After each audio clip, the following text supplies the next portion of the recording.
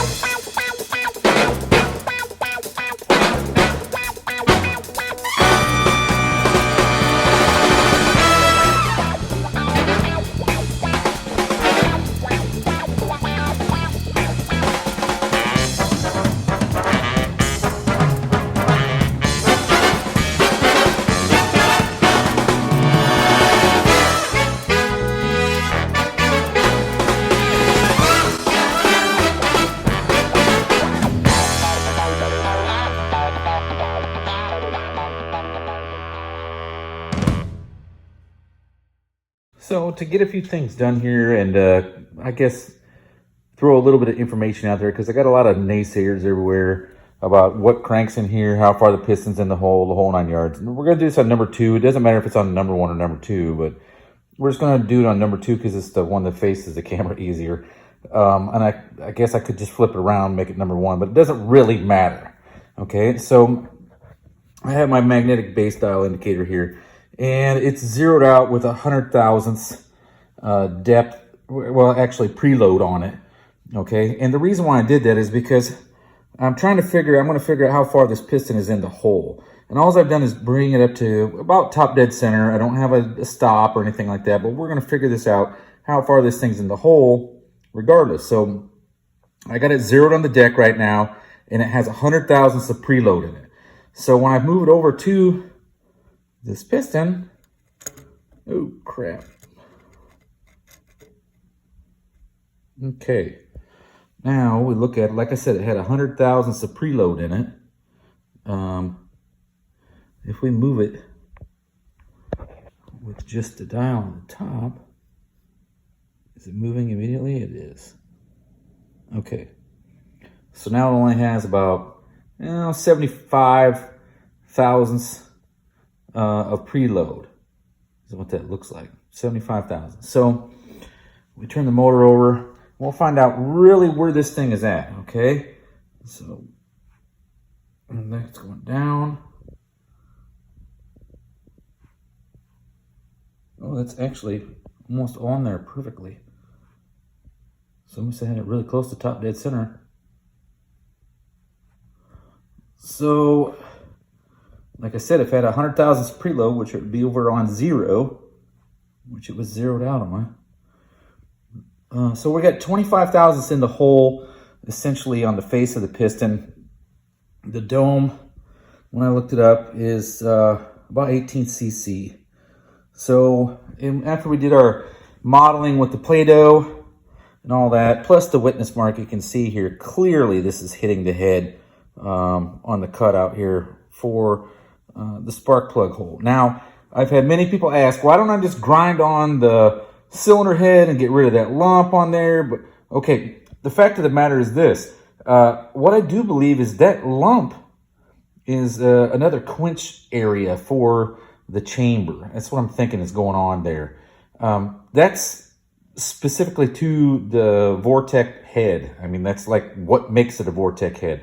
And if you go to the series of cylinder head before this, the turbo swirl and all that crap, those heads were, the way that the port was laid out and the chamber was laid out was to promote swirling and combustion. I don't think that's any different on this Vortec head. If I ground that nub out of there, it's going to impact the way that the head performs. So I think the easiest thing to do is modify the piston to make it work. And once I have this one piston done, I'm going to go ahead, make a template here at the top, and then I'm going to hand form each one of these pistons the same way. And then we're going to check piston to chamber clearance on each one of these cylinders. I'm just going to reuse the head gasket, torque it down a gazillion times because I've already fragged that one. So I might as well do it this way. And then I'll determine, hopefully you can get it within 40 thousandths. And if we are, bingo, bango, bongo, we're gonna screw it back together for the last time and let her eat. So we'll get it broke in on the start stand, and then probably, well, not probably, I'd like to take it to the dyno.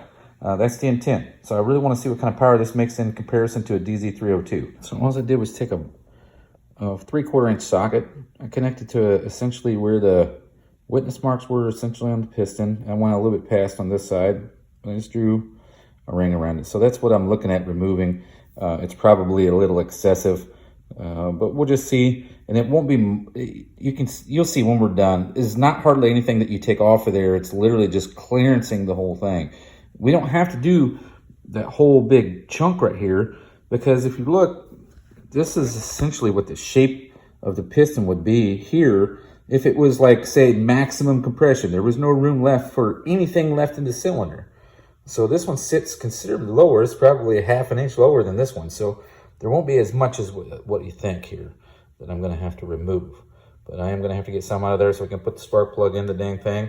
But also clearance that little nub. So that's all we're going to do. See how long this lasts. I'm going to put the plastic bag on here, open it up, tape everything off just like you're doing surgery, and then get to work. Boom! Through the magic of video, it's in a plastic bag. All right, it doesn't really matter how this looks, to be honest with you. You're just doing it to keep all the crap out. So you don't have to go crazy with this. I'm probably going to end up using about 10 or 8 bags when I do this, just one for each cylinder. But I'm just going to set this up where it's all taped off. Everything's nice and clean, and I've already wiped it down with acetone. So there shouldn't be much to the piston. I need to just keep it clean inside the engine. I had to do this once before with the Buick 300 that I called Jack the Giant Killer. And I ended up having to clearance the pistons since no one knew if they were going to fit or not. And the piston to valve clearance, the math worked out, but the valve location did not. So I kind of got stuck having to do it after the fact.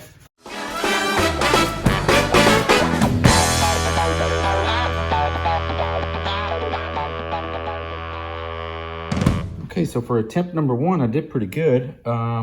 You can see where it's really, really tight right there. It's still turned over, but it binds up right there in that one spot. And we'll have to clearance that a little bit more, and then we'll make another template, and then we'll go back after it. So I don't know how to really say this without it just running right out of my head all over to this video. Here's what the top of my piston ended up looking like. Now, originally it was to clearance here, because if you look at what the other piston looks like, it's exactly how it comes out of the box. This one here was to clear the notch on the Vortec head right underneath the plug. And then the plugs themselves are long reach plugs. And if you look, this is what they call like a flame channel. Really, it's to clear your spark plug. Now you see this one's completely smashed flat. It's because when I actually got this cleared, I put the recommended TR5 NGK plug in the head and I bolted the head on with the gasket and then put plug in it, and I turned it over by hand, and I felt it crunch, and so I let off, of course, backed it down, pulled the head back off, and come to find out, the actual electrode itself and the ground strap hits the piston face. Now, I did go through quite a few plugs to find one that was this one, honestly. This was the worst case scenario. This ground strap was legitimately facing like this, giving as little clearance as possible just to see how much room I really had. And it was really more or less just a test plug. But this is what it ended up coming out as, right? Look how smashed that sucker is. But it's broken because it's off center, and you can tell that it's probably broken the porcelain, and I'm not worried about that. It was more or less just a test. But the fix for this is if you go to the NGK book and you cross-reference the TR5, you can come up with a plug like this. This is, okay, got written number 2 on there. All right, let's get this 3346 or BR7EF. Now, the reason why it's BR7 is because the TR5 is a heat range of 5. NGK, if you go up in numbers, it goes 2 heat ranges colder, essentially, is what this is. So I was trying to get a plug that was 2 heat ranges colder because the original TR5 was made for, like, say, 9.5 to 9.5 to 1 compression. I'm going to be running almost 12 to 1. So I just went 2 heat ranges colder, and then I can sneak up on it, maybe put a BR6EF in it next. But the difference between this plug and the other plug is they both have the same exact thread pitch. They have the same exact thread pattern. They're the same size plug, except for one is a protruding plug and one is a non-protruding plug. One is 2 heat ranges colder than the other, but since it's a non-protruding plug, it pulls quite a bit, completely that extended part there, out of the chamber. Now, what I did here on the top of the piston was I notched it for a plug, okay? And the only reason I did that, I mean, technically these BR5s would, or these TR5s would probably fit, but what I wanted to do is, worst case scenario with this other plug is that the ground strap may be close. So I decided to clearance it just for the ground strap, and then you could put the plug in, and even if the ground strap came where it was technically clocked directly at the piston, there still would be room to clearance this ground strap. So this is what I ended up with. You can see there's quite a bit of difference. There's a notch here. Now, none of this is really deep. You know, I'd say the deepest part might be right there. But all I did was take a little bit off the forward part of the top of the piston face, and then I created this small flame channel, is essentially just for clearance around the ground strap of the spark plug. So that's what we ended up with in comparison to the original one, which had nothing like this, was a complete true wedge shape in the chamber. This one was a wedge shape with what I believe is like a secondary quench pad, maybe, to pull some heat out of the chamber, and it's also to promote swirl. It was the last version of the Chevrolet small block. So now the job is for me is to create the other 7 pistons, make them very similar to this, and hopefully the weight is close enough that since it was already balanced, it's technically out of balance now, but I'm going to get it as close as I possibly can. So we're going to make a pattern to fit the top, okay, and then a pattern, probably Play-Doh that I dry, to fit here at the bottom. And then we'll have an exact shape key that we can change all these other ones to, and hopefully that key will fit in there and all the other ones pass, and it's relatively close in weight. So that's what we got going on now. So hang out and we'll see what happens. So we made a template of the top of piston number 2, and I transferred it to a piece of masking tape, just by putting the tape over the top here, and then hit it with a screwdriver handle all the way around and make my shape. Then I transfer the shape over here to piston number 6, which is the same orientation. It has to be the same, the ones that are orientated the same. That's the only ones you can do. So I can do 4, essentially like this, and then I have to come back and I have to tape, or I have to shape number 4 piston, and then make number 8, and then the other 2 on the other side. So, and that's because of where the orientation is at with the intake valve. Like, so on this one, it's set up where essentially your intake valve is here, right? And then on this one, the intake valve is here, the exhaust valve is here, and the exhaust valve is here, and the intake is here, right? So it's the same way as number 1, exhaust valve here, intake here, exhaust valve. That's what dictates how the shape is going to be. This shape here is correct for this piston, just the inverse. So I'll have to make an inverse one and come back and essentially see how I can do. I don't know how easy it's going to be to make an inverse one. I'm going to try. I'll get as close as possible. So I do have number 1's done. It clears the plug. Everything turns over, and I have more. I actually have 44 thousandths of clearance between the top of the piston and the closest point in the chamber, which is that square spot on the Vortec head. So where is that at? Okay, right here. That is the closest point. So, all right. I'm going to get back after it, and hopefully I can get all 8 of these done by the beginning of the month. So with the masking tape around the whole piston, this is where I'm getting ready to seal it up so that I can grind this whole piston down.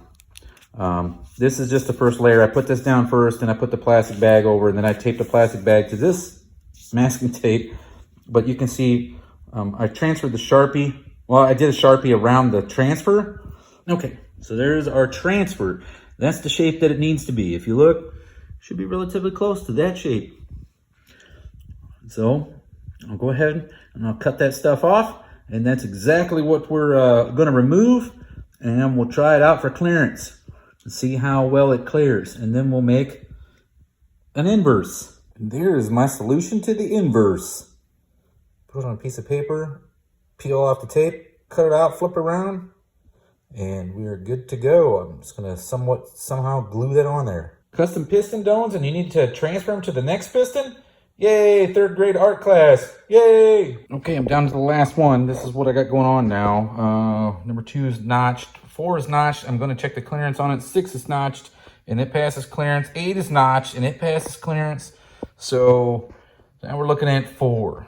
Okay, so I ended up making a template here, put it on a piece of paper, inversed it, flipped it around, put it on another piece of tape, and then made the template here. So it's relatively close to what they look like. So here we are this is our clearance. And right there is essentially from the plug. You can see that there's very little room between the top of the piston, and it gets deformed like this because I fill it in to where it looks like it's part of the piston, and then when this gets compressed by the actual flat spot in the chamber, it pushes it up into the plug. So, but you can see, like, there, the closest point is those 2 spots right here at that square shape. Okay, so I'm gonna get a razor blade and cut that off. So what I do is I cut this at the closest point, which is that point there and this point here. So we'll go, all right, just like playing with Play-Doh when you're a kid.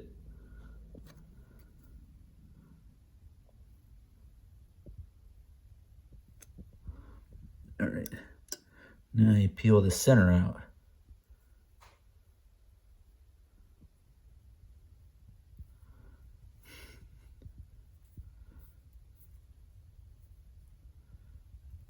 Okay, so now the thickness of those 2 points is what you're concerned with. You can see how thick it is there.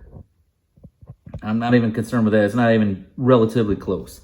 Here's the side that's going to be tight. And you can see that's fairly close, but you're looking at, oh, that's probably the thickness of a credit card, I would say.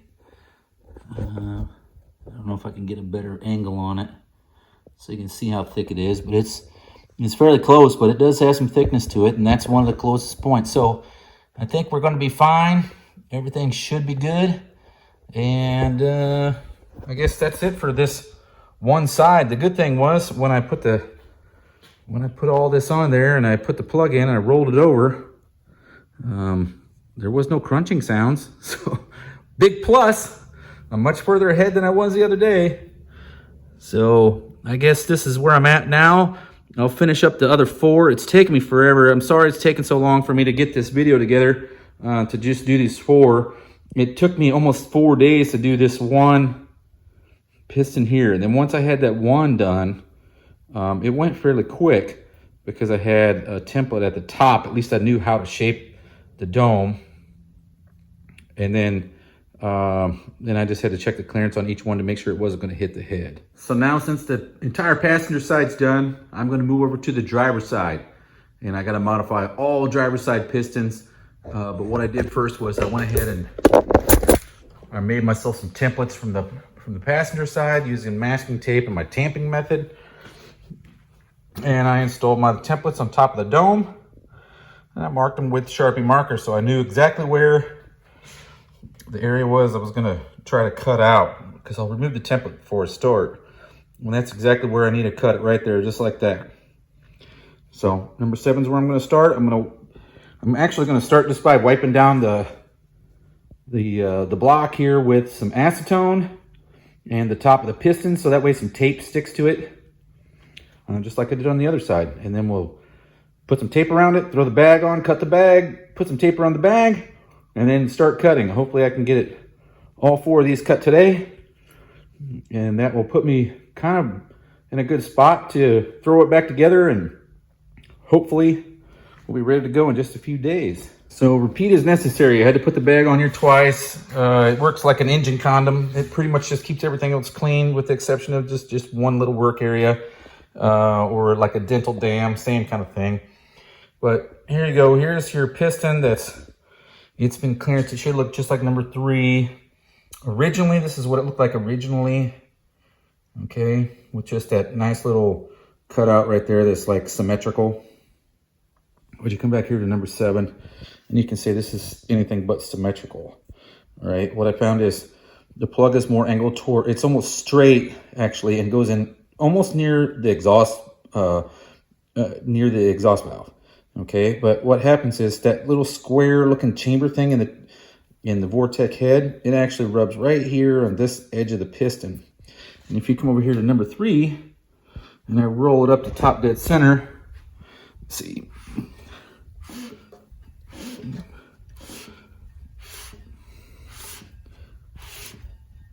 Now, just mind you, I'm doing this by hand, so this thing doesn't take much to roll it over. Okay, so you can see on number 3 where it actually hits the chamber there, okay? So that's why you gotta take so much out in that one spot. That's why there's such a large indentation on this side.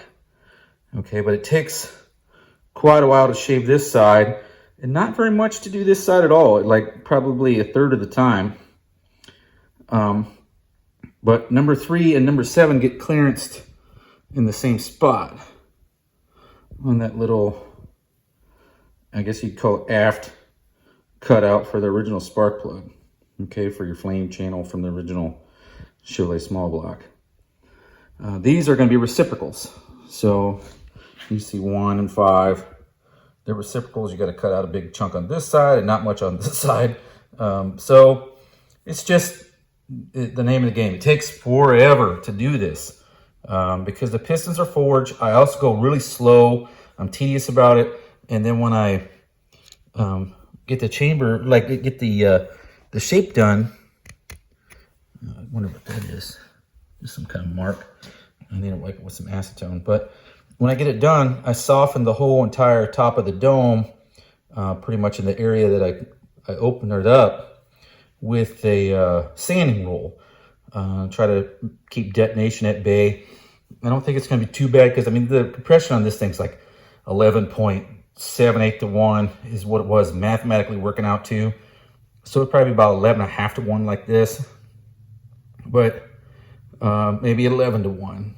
It should be relatively close to the original DZ302. So I do have 3 more to do. And then it's like, you know, cut, rinse, repeat. You know, it's literally like 1, you know, put the bag on, cut it out, and then take the bag off, then clean it up real good, then put the bag on, see where you need to clearance more, or you can go ahead and soften it with the roll, and then, you know, then you take it all back off again, and then you clean everything up again, and then you go to the next piston. So it's going to take me all day to do these 4. I'll let you guys see it when it's all done, and then we can hopefully screw it back together, get the thing ready to go on the start stand, get it fired up, get everything tuned up and timed and broken in, and then we'll take it to the dyno, see what happens. Well, welcome back to Mr. Rodder's Neighborhood. Today we assemble what used to be called the EZ302. It's been anything but easy, but I guess this is the long, hard road you get when you build something that nobody else has. So here we go. We're going to start off with new head gasket, and it's different than the one I had before, which had the graphite compound on the outside. This is like your Permatorque, I think it is, or Pro Torque, whatever they are from Felpro. They're meant to hold some compression, but we're gonna hit this sucker with some good old copper coat in a can and spray both sides of it, and then start throwing it together. I got my bolts done for this one set of head, or for this one head. Then I'm gonna have to do everything for the second head. So here we go. We're gonna go ahead and paint this up and then drop it on the block and start reassembly. So here it is.